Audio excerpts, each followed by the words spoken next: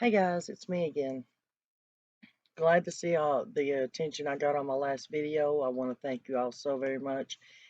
Please watch this video to the end. And as I said before, it shouldn't be that long. Seems like the shorter videos get, more attention, so we're going to go with that for now. Anyways, I was talking with a friend of mine the other day, and I had made a statement about Don and Candus, and I'd said that something to the effect of calling him a narcissistic psychopath. And he was a POS. Um, my friend started laughing about it and thought it was hilarious. Um, I'm not a psychologist or a psychiatrist, or I have no degree in that department whatsoever, but I do know a lot of people that are, if you don't mind me saying so, wacko. Um, so I do have some clue as to what a narcissist is or a psychopath. And granted, Candace and Dawn both fit in those categories, and actually Grandus too with antisocial. But I got to thinking about it, and I looked up those signs and symptoms of those, and I believe, in my opinion, that law enforcement needs to have all three of those people took to a psychiatrist and have them evaluated. Um, there are a lot of killers, murderers out there in the past that do hold all those, the antisocial, the psychopathy, the narcissism, the sociopath. They have all been diagnosed. Well, I won't say all of them, but most of them have been diagnosed with all of those disorders. And as I read through these, if you all will picture the interviews and when Dawn and Candace have showed up on YouTube and talked, if you'll keep in your mind the way they have acted and the things they have said and the looks on their faces as I read these, I believe you'll come to the conclusion that they do suffer from these. So let's sit back and let me read these, and then we'll talk afterwards. Okay, guys. Number one, common signs of psychopathy: socially irresponsible behavior, disregarding or violating the rights of others, inability to distinguish between right and wrong, difficulty with showing remorse or empathy, tendency to lie often, manipulating and hurting others, reoccurring problems with the law. 2. Signs and symptoms of narcissistic personality disorder: grandiose sense of self-importance, lives in a fantasy world that supports their delusions of grandeur, needs constant praise and admiration, sense of entitlement, exploits others without guilt or shame, and frequently demeans, intimidates, bullies, or belittles others. Disorganized or incoherent speech, confused thinking, strange, possibly dangerous behavior, slowed or unusual movements, loss of interest in personal hygiene, loss of interest in activities, problems at school, work, or with relationships, cold, detached manner with the inability to express emotion. Sociopath trait number one: lack of remorse. If we have done something that hurts or upsets people, we usually feel quite bad about it. Even if we are not at fault, we can still feel bad at seeing somebody else going through a hard time. It is a natural response that helps us as a species to live in large societies as we do. A sociopath, however, is unlikely to experience these emotions at all.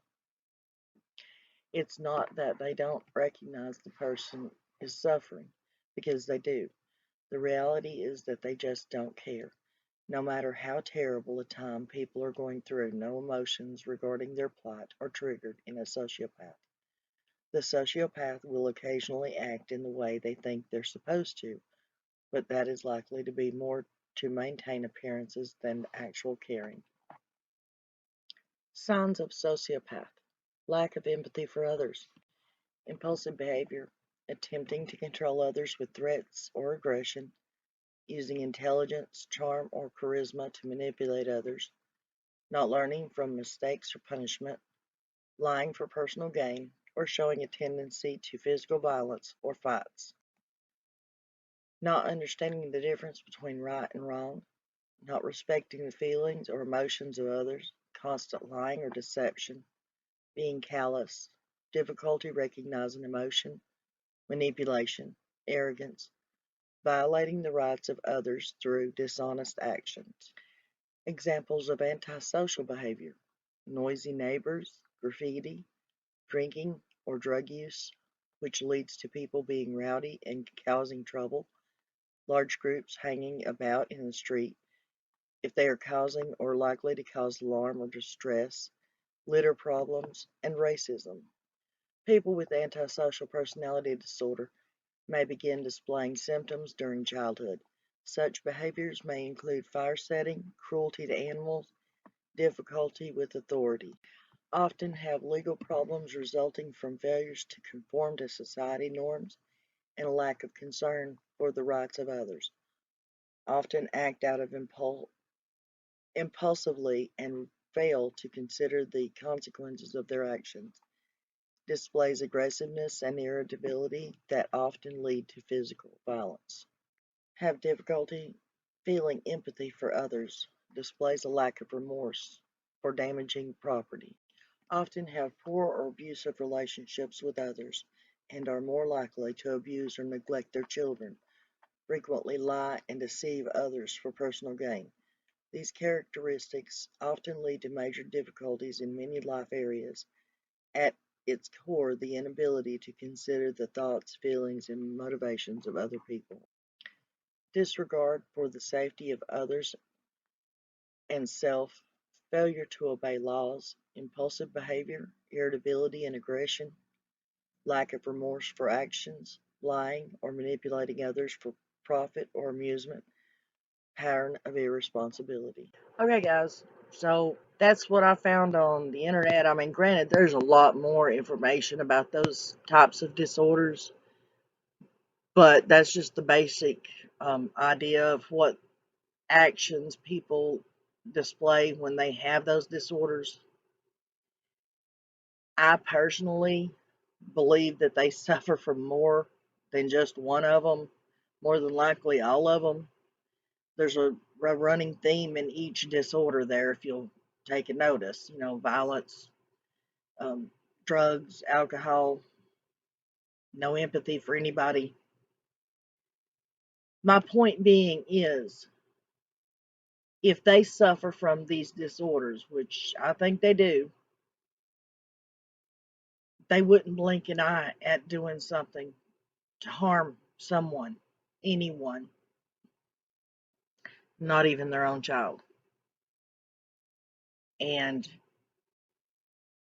it looks like we're having a real hard time trying to find out what happened to her or who did it.